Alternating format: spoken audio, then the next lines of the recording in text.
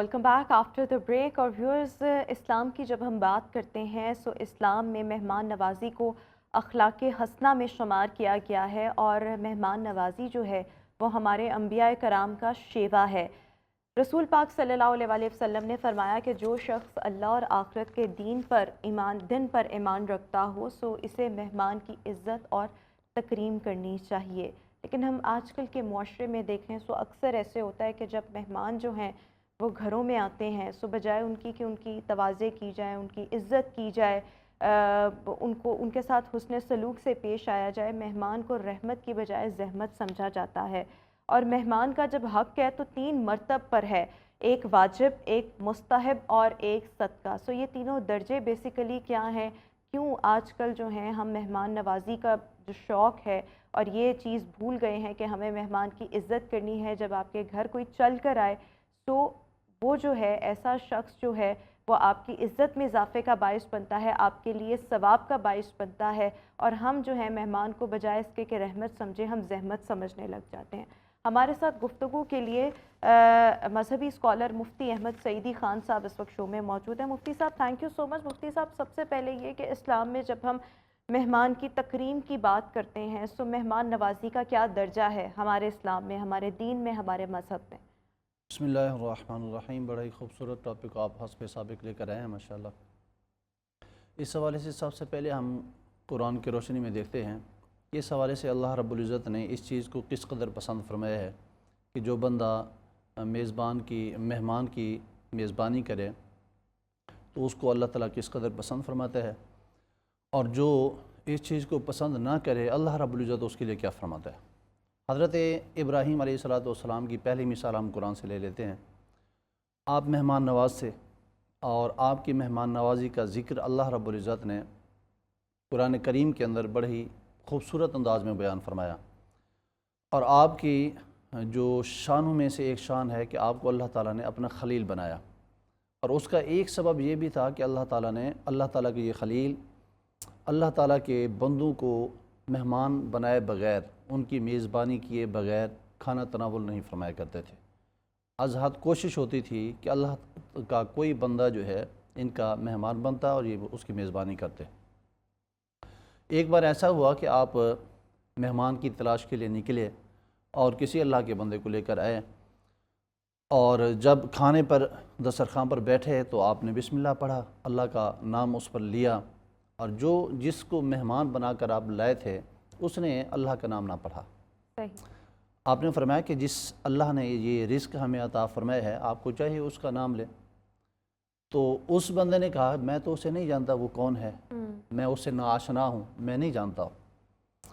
तो हज़रत खलील अलैहिस्सलाम चूँकि अल्लाह ताला से शदीद तरीन महब्बत फरमाते थे, जब किसी मुहिब के सामने महबूब का ज़िक्र हो और अगले वाला कोई पॉजिटिव अंदाज़ में उसका ज़िक्र ना करे तो मुहिब को, चाहने वाले को बड़ा नापसंद होता है मामला। तो इसी तरह हज़रत इब्राहीम अलैहिस्सलाम ने भी उसकी इस बात को नापसंद फरमाया और फरमाया कि अगर तुम्हें अल्लाह के नाम का भी पता नहीं है तो फिर यहाँ से चले जाओ। वो बंदा चला गया। अल्लाह रब्बुल इज़्ज़त ने वही के ज़रिए हज़रत इब्राहीम अलैहिस्सलाम को फरमाया, ऐ इब्राहीम, ये बंदा आज पहली बार तुम्हारे पास आया, और पहली बार ही तुमने जब देखा कि उसने मेरा नाम नहीं लिया तो आपने उसको दस्तरखान से उठा दिया, और उसकी इतनी उम्र हो गई है, उसको मैं रिस्क दे रहा हूँ और वो मेरा नाम ही नहीं लेता है, तो मैंने उसका रिस्क नहीं रोका है, तो आपने उसके रिस्क को कैसे रोका। हज़रत इब्राहीम अलैहिस्सलाम को हुक्म हुआ कि आप जाएँ उसको वापस लेकर आएँ। सही। हज़रत इब्राहीम अलैहिस्सलाम जाते हैं उसकी तलाश में, बिल आखिर उसको पा लेते हैं, वापस लाते हैं, और वो बंदा है कि सबब क्या है कि आपने पहले मुझे भगा दिया, आप वापस तलाश करके ले आए। फरमाया कि जिस रब का मैं बंदा हूँ उसी ने मुझे हुक्म फरमाया है कि मैं जाऊँ और तुम्हें वापस लेकर आऊँ। सही। उस बंदे के ऊपर इस चीज़ का इस कदर असर हुआ कि उसने कहा कि अगर तुम्हारा रब इतना अच्छा है कि उसने मेरी इतनी तकरीम की है कि मुझे बुलाने के लिए आपको भेजा है मेरे पीछे, तो वो वाकई में ऐसा रब है कि उसको माना जाए। तो मैं उस रब को मानता हूँ, मुझे जो है उस वक़्त दीन इब्राहिमी में शामिल करें। तो बंदा मुशर्रफ इस्लाम हुआ। माशाअल्लाह। तो इस वाक़े को मेहमान और मेज़बान की इकराम के तौर पर बेहतरीन मिसाल है جو قرآن کریم کے اندر یہ موجود ہے۔ اسی طرح قرآن کی روشنی میں ہی اگر ہم ایک اور مقام پر دیکھیں، حضرت شعیب علیہ السلام کے مہمان بنتے ہیں حضرت موسیٰ علیہ السلام، جب یہ بنی اسرائیل سے نکل کر وہاں پر تشریف لے جاتے ہیں تو حضرت شعیب علیہ السلام کی 2 صاحبزادیاں کنویں کے اوپر موجود ہیں اور سارے مرد کنویں پر پانی نکال رہے ہیں، جانوروں کو پلا رہے ہیں، اور یہ 2 صاحبزادیاں جو ہیں شہزادیاں سائڈ پر کھڑی ہیں۔ یہ آگے بڑھے اور انہوں نے کنویں سے پانی نکالا اور پانی نکال کر ان شہزادیوں کی بکریوں کو پلایا۔ وہ گھر جاتی ہیں اور گھر جا کر اپنے والد محترم کو بتاتی ہیں، تو حضرت شعیب علیہ السلام نے فرمایا لگتا ہے کہ یہ بندہ مسافر ہے، ہمیں چاہیے کہ اس کا اکرام کریں، اس کی میزبانی کریں، آپ جائیں اور ان کو بلا کر لیں۔ آپ اپنی صاحبزادی کو بھیجتے ہیں، وہ آتی ہیں اور وہ آپ کو لے کر جاتی ہیں کہ میرے والد محترم چاہتے ہیں کہ وہ آپ کو اپنا مہمان بنائیں۔ تو حضرت موسیٰ علیہ السلام مہمان بنتے ہیں اور مہمانی کے طور پر ایک تو اجرت جو ہے جو آپ نے میری صاحبزادیوں کی عزت کی اور آپ نے ان کی بکریوں کے پانی پلانے کا سبب آپ بنے، تو اس پر آپ کا شکریہ، ہم چاہتے ہیں ہم آپ کو مہمان بنائیں۔ مہمان بنایا گیا۔ قصہ مختصر یہ کہ اس مہمانی کا ذکر بھی اللہ تعالیٰ نے قرآن کریم کے اندر اس کو ذکر فرمایا ہے۔ اور اگر ہم احادیث مبارکہ کی روشنی میں مہمان کی میزبانی اور مہمان کی تکریم کے حوالے سے دیکھیں، اللہ کے محبوب کریم علیہ السلام کی بارگاہ میں ایک صحابی حاضر ہوتے ہیں اور وہ بھوکے ہیں۔ سرکار علیہ السلام نے ارشاد فرمایا، اعلان فرمایا صحابہ کے اندر، بلکہ آپ کو بھیجا، اپنے مہمان کو بھیجا کہ جائیں میرے گھر اور گھر جا کر آپ میری طرف مہمان ہیں، اور اپنی ازواج کی طرف پیغام بھجوایا کہ بھی مہمان کی تکریم کی جائے۔ تو ازواج مطہرات نے یہ جواب بھجوایا کہ حضور گھر میں پانی کے سوا کچھ بھی نہیں۔ یہ بھی ہمارے لیے سبق تھا، یہ ہمارے لیے سبق تھا۔ سرکار علیہ السلام نے خود ارشاد فرمایا تھا کہ میں اگر چاہوں تو یہ مکہ کے پہاڑ سونا بن کے جو ہے وہ میرے پیچھے چلیں، اور آج انہی پہاڑوں میں سے سونا نکل رہا ہے۔ تو نبی علیہ السلام کی یہ فقر اور فاقہ جو تھا یہ اختیاری تھا۔ تو نبی علیہ السلام نے جب یہ جواب سنا کہ پانی کے سوا کچھ نہیں، پھر سرکار نے اناؤنس فرمایا کہ یہ مہمان ہے، کون اس کی میزبانی کرے گا؟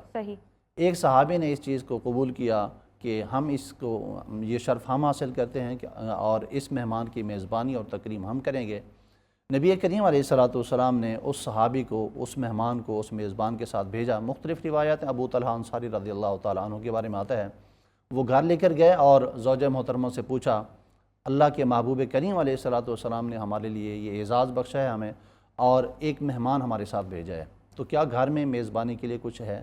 انہوں نے کہا گھر میں صرف بچوں کے لیے کھانا ہے، اس کے سوا کچھ نہیں۔ تو وہ اس قدردان لوگ تھے، مہمان کی تکریم کرنے والے لوگ تھے۔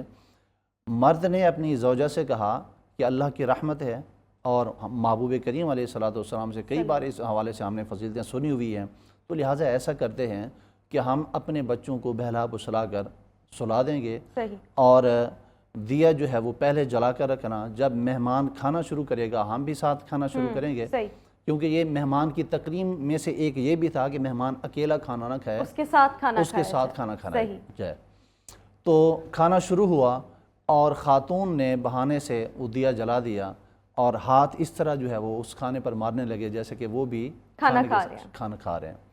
تو خیر کھانا تناول کر لیا گیا، اور صبح نبی کریم علیہ السلام کے یہ صحابی سرکار کی بارگاہ میں حاضر ہوئے، اور نبی کریم علیہ السلام مسکرا رہے تھے اور خوشخبری سنا رہے تھے کہ آپ کے اور آپ کی زوجہ کے اس عمل کو اللہ رب العزت نے اس قدر پسند فرمایا کہ اللہ تعالیٰ مسکرایا ہے۔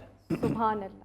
اللہ کے مسکرانے کا مقصد یہی ہوتا ہے کہ اللہ نے آپ کے اس عمل کو راضی ہوا ہے اور خوش ہوا ہے، اور آپ کے اس عمل کو صرف خوشی کا اظہار نہیں کیا بلکہ اللہ رب العزت نے قرآن کریم کی آیت مبارکہ نازل فرمائی ہے۔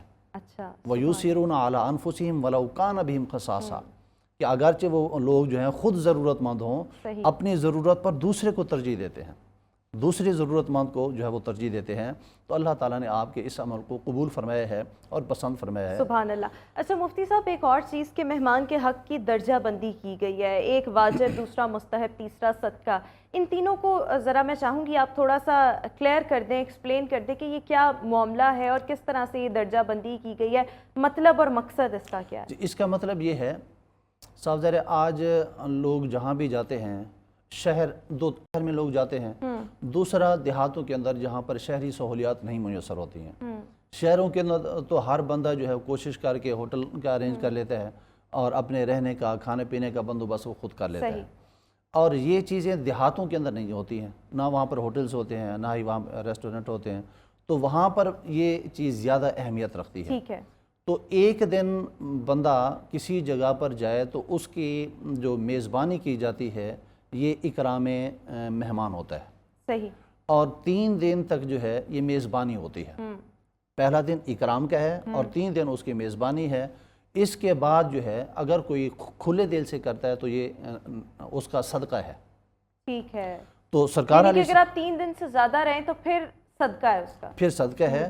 لیکن سرکار علیہ السلام نے یہ فرمایا کہ کوئی بھی بندہ جب کسی کی ہاں مہمان بنے تو وہ اس کے لیے 3 دن اس لیے کہے کہ تاکہ وہ اگر بندہ مشقت میں نہ پڑ جائے، وہ پریشان نہ ہو، 3 دن تک رہے، اس کے بعد جو ہے وہاں سے کوچ کرے۔